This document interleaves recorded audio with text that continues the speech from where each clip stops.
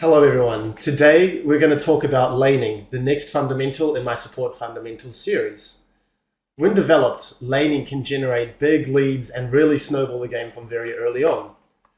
Now for those of you who have seen my wave states video, laning has a lot more variability. There's just naturally a lot of matchups that you need to think about, and there's the human element where there's like mind games and you have to read your opponent. Whereas wave states is more defined across all games with all champs. But that being said, I'm going to try my best to form a structure for you guys to work on and develop your laning skills. All right, let's get right into it. The first point we're going to talk about today is trading. Now, I want to emphasize a general mentality that can really help you when you approach trading. You want to learn the damage and limits of champs so that you can have a better idea than opponents in the future. You want to learn how much damage your champions can do, how much they can take, what kind of trades are winning and losing, just in terms of damage. And this is something that is quite difficult for a lot of people to overcome, but it really is mentality and just having confidence.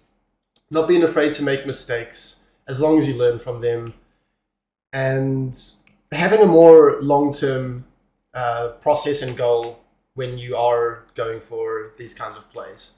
It's okay to sacrifice the current trade or the current lane or even the current game just so that you can learn the limits better. And then every single game after this one, you're going to have a better idea, and then you maximize your chances of winning the most games in the long run, which is what we want here in the end. The last general point that I'm going to talk about in trading is not wasting your cooldowns and punishing the enemy when they do waste their cooldowns. So in this game, I'm the Thresh, and Bard, he has his Q and his auto, which is quite a lot of threat level 1. They got to lane first.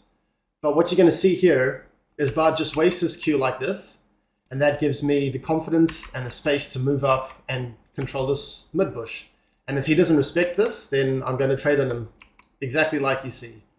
And this all happens because the Bard wasted his Q at the start of the lane for pretty much no reason.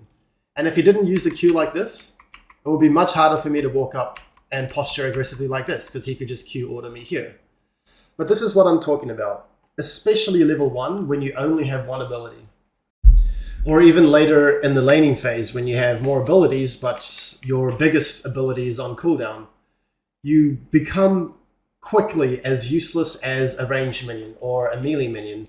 And you need to be ready to punish your opponent when they just put their abilities on cooldown. And you need to be prepared to be punished if you're out of position after you waste cooldowns. And what you want to do is just have a rough mental timer of important skills for support champions and ADC champions as well.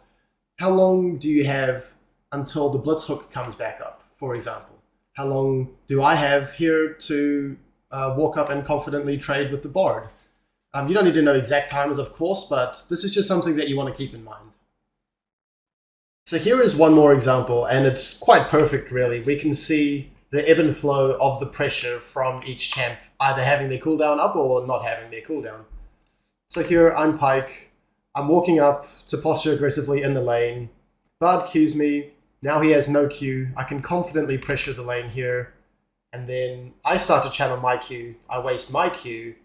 And now it's hard for me to posture aggressively in the lane. I have to concede control of this bush. If I didn't move away, then Bard can just walk in and then Q and order me and I would lose. So I had to recognize that. But of course I shouldn't have wasted my Q. So remember, sometimes, maybe even a lot of times, it is better to hold your skills than to just put them on cooldown the whole time. Now let's cover range versus melee laning. So if you're a range champ versus a melee champ, by definition, you have a range advantage. So you want to use that range advantage. And the way that you want to use that is you will get a minion and a champion HP lead early on into the lane. You will be able to auto-attack the enemy minion wave more than the enemy melee champion. And you'll be able to just poke the enemy melee champion whenever possible. And so you just generate an HP lead like that. And then once you do have that HP lead, the melee champ's identity becomes a lot harder to manifest itself. Because melee champs often want to just all in And if they're really chunked, then they don't have that pressure anymore. So, range versus melee. You want to get an HP advantage. You want to avoid bushes and stay in or behind minion waves, just so that you can maintain that range advantage. You don't want to be face checking the bush alongside the enemy melee champion, and then you're both really close to each other, and then they win the trade. You also want to quite oftentimes stay behind or in the minion wave, so that these melee champs cannot hit you with their skill shots, such as Blitz, Pike, Thresh, Nort, champs like that. Just maintain that range advantage, generate that HP lead.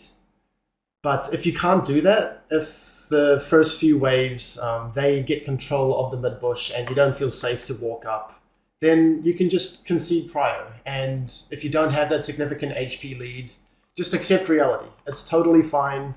Stay healthy. Don't walk up and allow them to all in you. So yeah, sometimes it doesn't go as well as you would like it to, but that's fine. Accept reality. And the general mentality for the range versus melee matchup is just to look for a war of attrition. Just slowly bleed them out. Generate an HP lead. Generate potentially a mana lead. Weaken them, weaken their forces so that you don't have to be scared of their all-in and to be scared of you dying. So ranged champs, their power graph, if you can just picture like power over time, would typically be U-shaped. Very strong at the start. Level 1, you have range advantage and you're not that scared of a lot of melee champions all-ins. So very strong at level 1. And then you dip in the middle when the enemy champions get more abilities and items and tools to kill you and punish your weaknesses. And then you spike again at the end in the mid to late game where you can just group with your team. You can play an ARAM front to back and have a lot more uptime and utility than most melee champs in the game. So a lot of the times you want to circumnavigate that middle trough where you just want to minimize and you don't want to allow them to all in, and you just want to reach that mid to late game point again so that you can carry in team fights. Okay, so we're going to go through some examples of range versus melee champions now. In this game, I am Bard versus Pike, and I just want to preface this by saying, like, in my last 20 games, I only played versus one melee champ, so this isn't going to be the perfect laning phase example, but we're going to have to make do. Absolutely no one in high elo in OS plays melee supports, so bear that in mind. But I am Bard versus Pike. I have the range advantage. We're both starting in lane.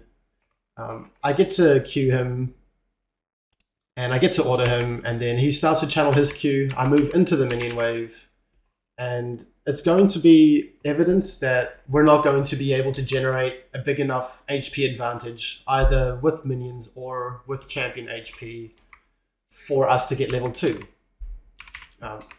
Especially because melee champions take Relic Shield. They can kill the melees of the second wave to hit their level 2 and then all in you. So if you are playing a ranged matchup into a melee matchup, what you want to do to get that level 2 and control the lane early is to start in lane and prevent them from even entering this mid bush and hitting their minion wave before they crash in the middle of the lane, just to start that war of attrition very early on. And in that way, you can set I like to think of it as a seesaw. You can set the seesaw in your favor. So let's say you get early prio, so you get level 2 first, they concede level 2, you get to build a wave, you get to crash it, you get to find a preferential base, you base, it slow pushes out into you, eventually they crash into your tower, and then they base, and then it's a bit of a seesaw from there. But to determine the first seesaw comes a lot down to the level 1. And in this case, as I said, we didn't get that HP advantage that we are looking for. But all the while, I am playing away from Pike's Q range, and whenever they do waste their spells, I am walking forwards to get my Spell Thief's proc. as I was talking about punishing enemy cooldowns, I waste my Q there, but still, we're conceding level 2. We're accepting reality that we cannot get level 2 first here. We're not giving them an all-in. And yeah, that's going to be the story of this laning phase. I'm not going to contest these bushes. I don't want Pike to ever have that opportunity to all-in. I'm not going to leave the safety of my minion wave. I'm always going to keep minions between myself and Pike if his Q is up. So here he channels Q, I run right back into the minion wave. He can't do anything. Now he's putting his Q a lot on cooldown, and then at the 2v2, we're happy. So I think we get a gank here soon. We're going to skip past this. This isn't relevant to the matchup. But I want you to pay attention to just generally what happened in the early lane. Okay? We didn't get enough HP lead. They get prio. We respect that prio. We don't give them an all-in. They don't get to snowball. It's going to crash into our tower, and then it's going to bounce. And then the seesaw has already been initiated. And then we get a gank, we get a kill, we get a few more kills, whatever. Skipping past this. Now the wave crashes into them, and then it's going to slow push and crash into us. And we've pretty much circumnavigated a pretty tricky lane. Like, Bard is very susceptible to all-ins, 2v2. He wants to roam, he wants to scale. Pike, he wants to inject a lot of volatility into a 2v2 matchup. He wants to look for these kills, but we haven't allowed that at all. And that's really what you need to do. Now, if there were different champs, and we're going to have to perform some mental gymnastics here because I literally do not have footage for the life of me. But let's say we were like Kate and Kana versus like Jin Leona or something. We would really want to start in lane. We want to damage the first wave of minions.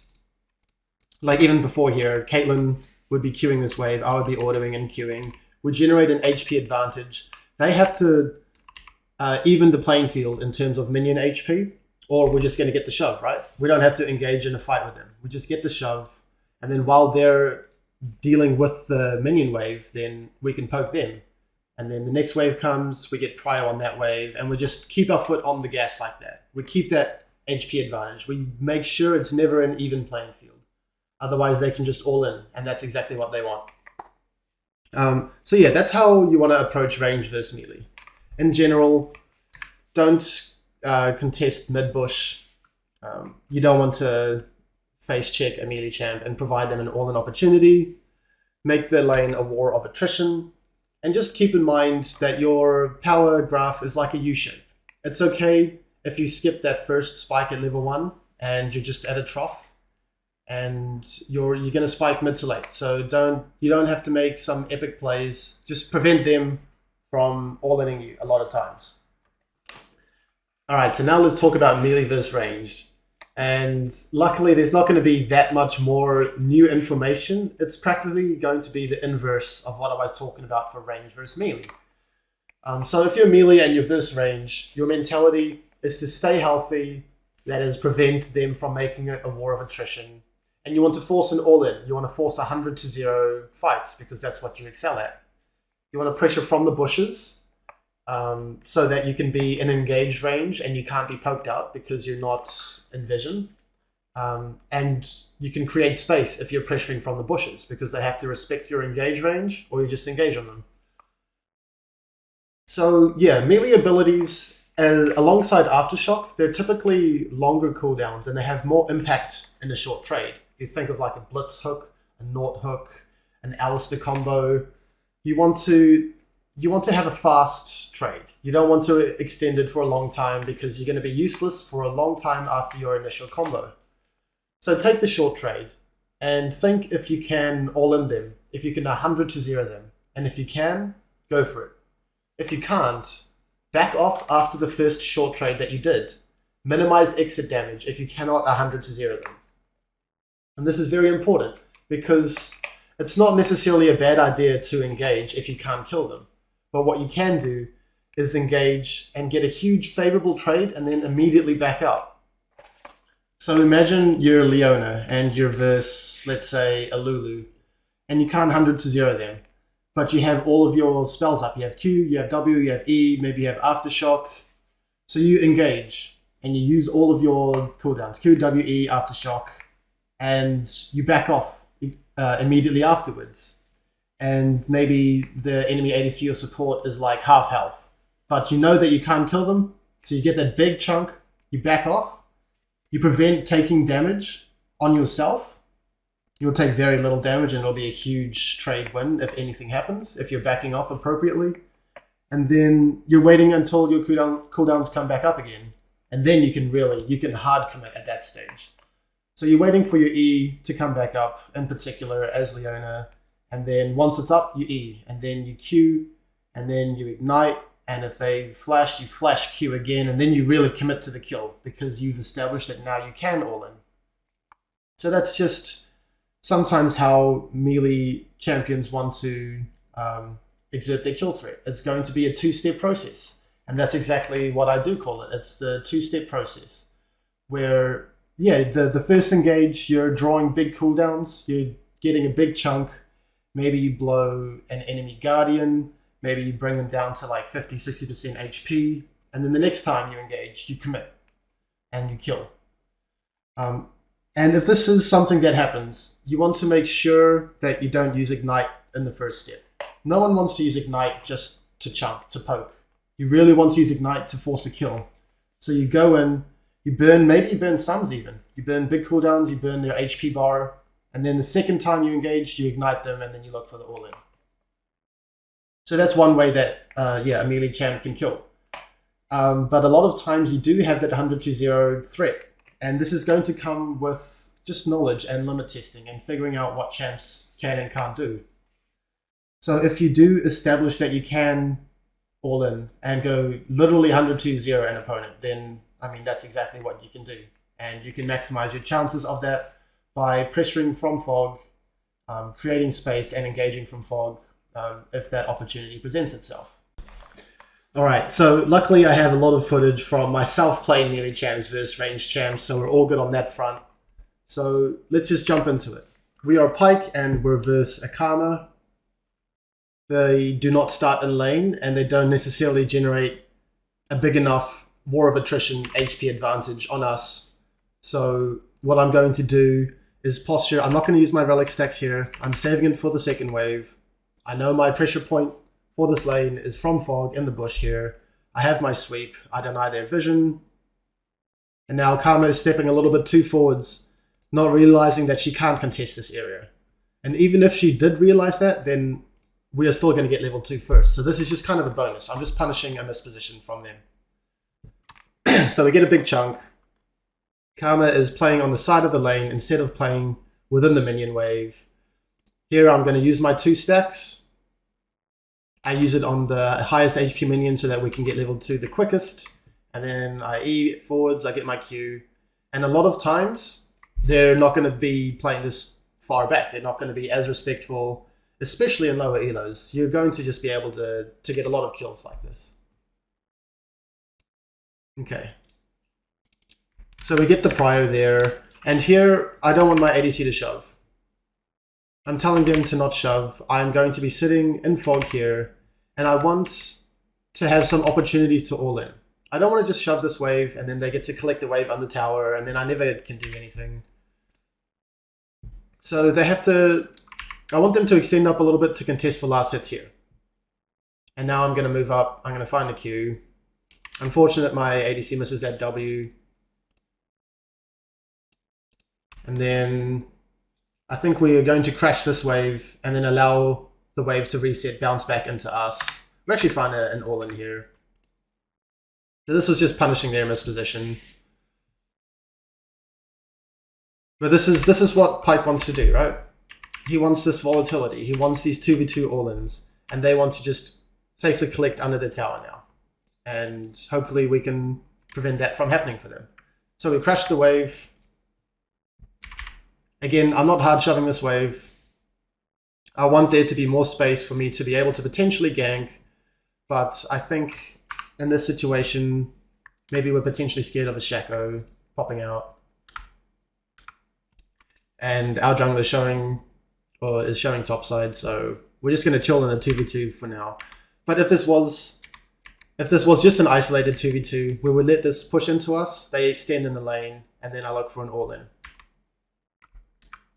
So their jungler ganks. Unfortunately, our ADC dies. So let's just zoom past this a little bit. They crash the wave. And now that seesaw has practically been initiated. We're going to crash this following wave. I'm going to find my base. And it's slow pushing into us. Now, thinking back to my wave states video, this is a great time for me to roam. So that's exactly what I'm going to do. As you can see on the minimap, I'm just moving around here. And eventually I'm going to come back bot. And I don't want them to crash the wave for free. I want to create a good wave state here. I want it to be frozen out here. And then they have to overextend and I can engage on them. So that's exactly what I'm doing. Again, pressuring from fog. I see an opportunity here to all in. This can be any champ, right? This is definitely not Pyke specific. This can be an Ali combo in here. Leona, Rel, Nautilus. Like, you get the idea. This is just melee champ engaging from fog, finding an opportunity. They're extended in the lane, so this is why it's going to work. And this is exactly the kind of fights that are going to work out in our favor.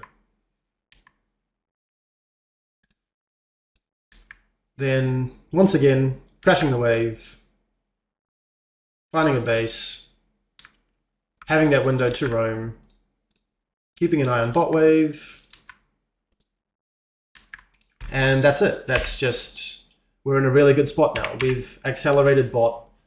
Our wave state is always good in bot, and we're potentially going to be able to carry that early game. Maybe we'll have a look at a little bit more of the laning phase just to see how it all goes.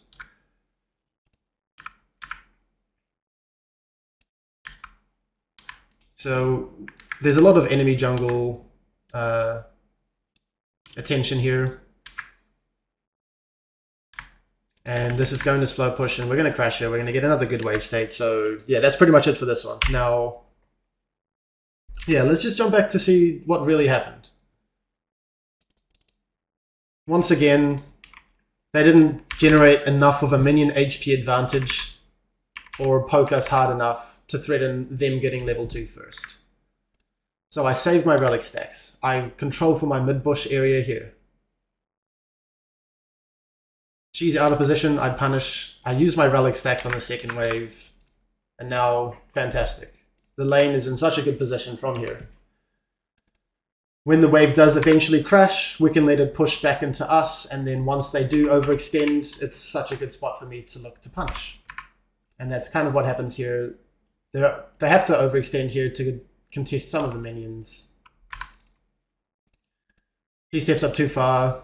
I blow a summoner, pushing back into us. This is just such a good spot. Alright, let's have a look at another Pyke game now. So, for the second Pyke game here is going to be much of a muchness. Reverse bards. They have the range advantage, but they don't generate enough of an HP lead.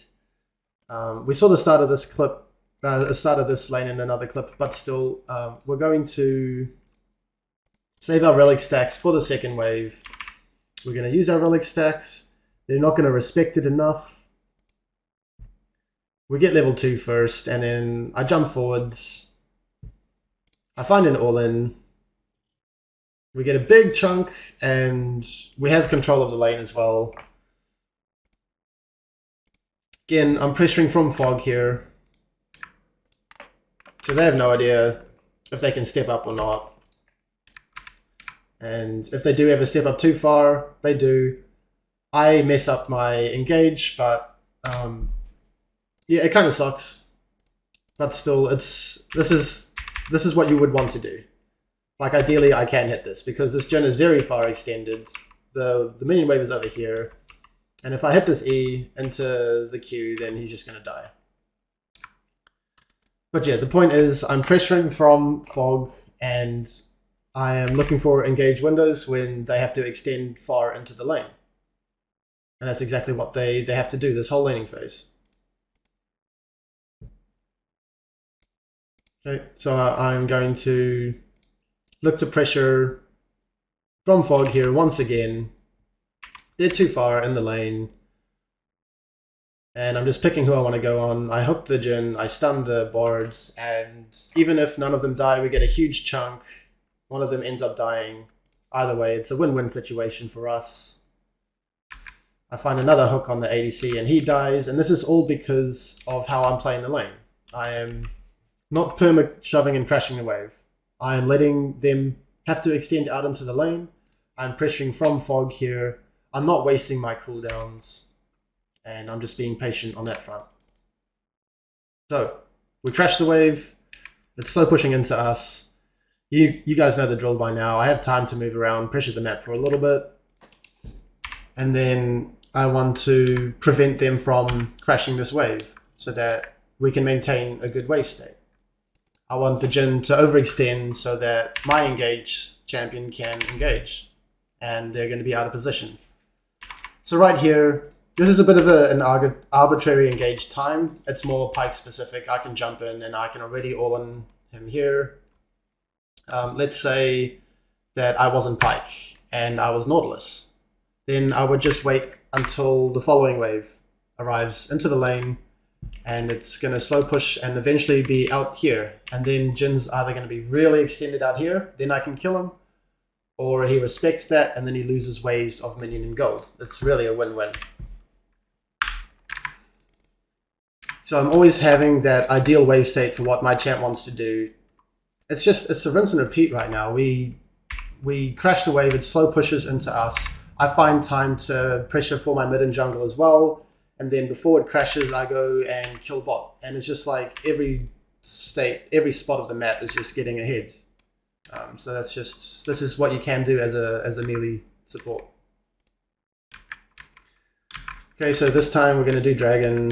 Again, it's slow pushing to us.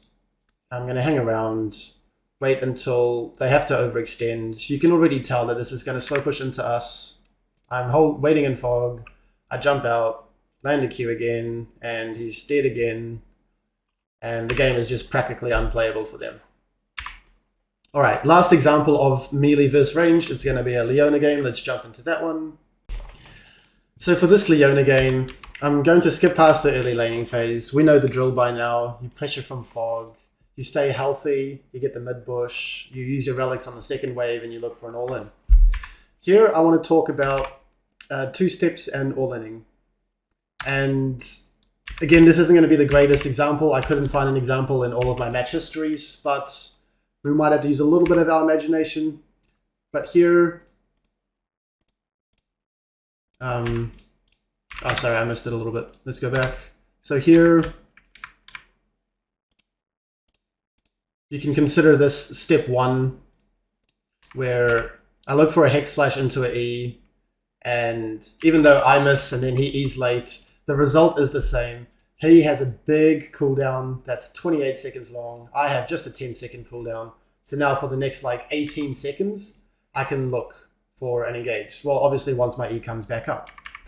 And he's a good enough player to recognize that he has to respect this. A lot of times in your guys' solo queue games, they're not going to respect this. So I'm posturing really aggressively here because I know that window is big for my engage. And if he does respect it, then he can potentially lose minions, get zoned, stuff like that. And if he doesn't, I would kill. Okay? And this could be for any... You can picture any kind of situation here, where maybe I am a Blitzcrank, or maybe I'm a Nautilus versus Sivir, and then I hook, and then they use Spell Shield, I have a big window again. Same versus Morg, or maybe I engage versus a Sivir and a Braum, and then I blow their Guardian and their Spell Shield, and maybe the Braum E, stuff like that. And then I'll have a window to really fully commit after that. Alright, so that is the first example. Now I want to have a look at the all-in. So first of all, this is just a bit of a matchup thing. Leona is really good into Ezreal because if you land the E, he can just die because you follow his E if he E's. And if he doesn't E, you just EQ. Okay. So in this situation, I'm doing the exact same thing. I'm pressuring from fog. I'm using my Hex Flash this time. Then I land my E, I follow him, and then I decide it's time to try and all-in. and I Q, I W, I ignite, I use everything, and he ends up dying. And that's just 100 to 0. And you have to be ready to recognize when you have that kill threat, because if I didn't have this kill threat and then I just use ignite, then I don't have ignite and my kill threat is a lot lower. Let's say this was a better support at disengaging, but I know that we're Kaiser Leona versus Ezreal Bard. We have a lot of all-in. If Ezreal has no E, he just gets one shot. Bard can't peel. So that's why I went for the all-in here, for the 100 to 0. So now I briefly want to talk about range versus range and melee versus melee matchups. And these are a lot more matchup oriented. And I wanted to keep this video more of a general, holistic approach to laning. But if you are in a range versus range matchup, the way that your champion exerts pressure is still the same. You want to generate an HP lead for champions and minions, make it a war of attrition. And if you're in a melee versus melee matchup, you still pressure from the bushes, you still pressure from fog, and the only thing that will change is that you'll have a little bit less of 100 to 0 threat, and you'll be looking for more two-step engages into melee support matchups. Okay, so now we're going to talk about skill shots. And we've talked about how sometimes it is more pressuring to hold your ability than to just use them on cooldown. But when you do use them, you want to maximize your chances of hitting them. And we can reduce a little bit of that variability and the coin flip nature that sometimes I see a lot of in skill shots. All right. So the first thing that you want to keep in mind when you use skill shots is that if they are standing next to a wall, so that they don't have any direction with which to juke into, or they only have one direction, your skill shot becomes a lot easier to hit. So look out for when they're going to pass towards some terrain. That's the first point. The next point is throwing skill shots from fog. And here's a really obvious example. I am the Thresh, and she wants to ward this bush. And obviously it's a really easy hook for me to hit. But if I am in lane and I'm just trying to straight up hit the hook, it's going to be a lot harder.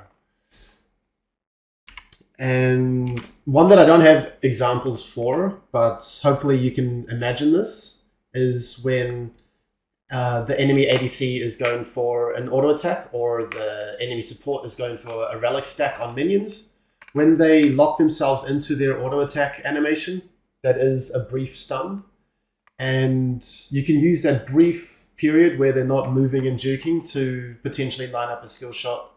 This works even better with cannon minions when you know that 9 times out of 10 the enemy champs are really going to want to secure that cannon minion, and you can land a skill shot from there.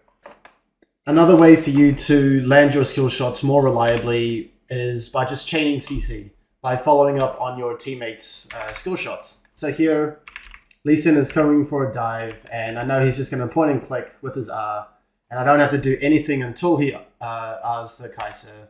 So then he does that, I chain CC with the E afterwards, and then sometimes you don't have to make the hero plays. You can just be patient, hold your skill shots until they're in a compromising situation or your teammates CC them for you.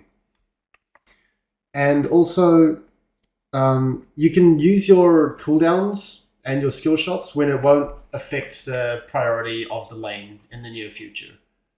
Let's say you've just shoved a wave and you've obtained priority, and now you have a brief window where you can look for a quick engage or all-in. And if it hits, it hits, and you can get a kill or get cooldowns or whatever. And if it misses, then it misses, and you just go back to the lane or to fog or whatever. So that just eliminates the risk of throwing skill shots if you pick your windows well.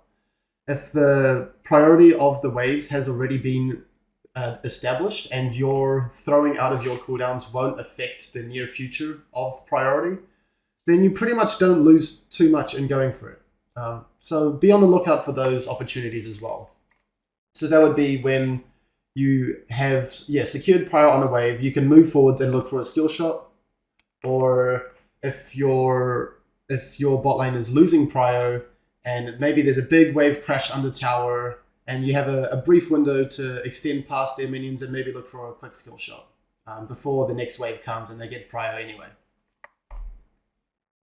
Oh, and the last thing is you can, this is like still quite a lot of variability, and it's more about mind games and learning habits, but you can learn the dodging patterns of players, particularly in your elo. If you're playing like hook champs like Thresh, Blitz, Pike, it's very rare that Plat Plus players will just run in a straight line and not juke at all. So once you get to have more mastery on some of your support champs and you can learn the dodge patterns, and you don't have any of the other options available, as in there's no CC to chain, they're not locking themselves into auto attack animations, they're not next to a wall, they're not in range for you to engage in fog, then you can just look to really master your champion and learn the dodge patterns accordingly. The last point I want to talk about is spacing. And this is towing the line between being in position and being out of position. Now, what I want you to imagine is Thresh here standing at his tier 2 tower or standing in his fountain, and why that would be bad. And also why him running into the enemy tower or even the enemy fountain would be bad. He would exert zero pressure in these situations and he would die in these situations. So already you should be able to tell that there is a gray area. There is a line between being in position and being out of position. And what you want to do is be as close to being out of position as possible so that you entice the enemy to look for trades, or you're just in their heads, you're making them second guess themselves, and you're exerting the most pressure as you can in the lane. And this is going to be different in every spot. But you're going to want to practice this skill in towing the line between being in and out of position. And this is just how I see spacing. Some people explain it by keeping your opponents on a leash and making sure that leash stays the same distance with respect to their skill shot range, things like that. But yeah, let's just have a quick look at an example of spacing. So here, I'm the Thresh, and obviously, I'm not going to be AFKing under my tower. I'm not sprinting into their tower. I'm trying to find that middle ground where I am staying out of range of Bard's Q, but I am exerting pressure. I'm making him walk forwards to try and Q me because maybe he thinks I'm out of position, but then I back off. And it's just a lot harder for him to make decisions in this situation. And if he ever does slip up, and I know the leash distance better than him, then I would be able to punish. Okay, so I'm keeping the spacing appropriately. I'm enticing them forwards constantly. And eventually, okay, so there he even throws a Q. And obviously he won't throw that Q if I am not towing that line between being in and out of position. So I get a cooldown, I move forwards again, and eventually I see that he has misstepped, and I know the limits of the spacing better than him. I get to hit an E and an auto, and obviously that's like a really good trade. And this is going to apply in any situations. If you know the limits better than your opponent, you will be able to find favorable trades a lot more often. And this is just something you want to strive for. Laning has aspects of skill expression, aggression, testing your limits, snowballing early and outplaying your opponents, but it's mostly early laning phase, as the support role is not integrally tied to the bot lane for the whole of the early game, or for farming minions. You do want to develop your other fundamentals, such as roaming and wave states. So I don't want you to rely on laning as your first and foremost skill to climb, but there is a lot of power in the skill of laning. The last thing I wanted to mention is laning has foundations of theory, but it also depends on confidence and mentality. So I really, really do want to encourage you to not be afraid to make mistakes and learn from those mistakes and improve your future games so that you can come back stronger and stronger each time, and so that you can climb the highest and reach your full potential. Cool, so that's going to be the video for laning. As always, feel free to join my School Support Discord community for coaching and everything else like that. And otherwise, I'll see you guys around.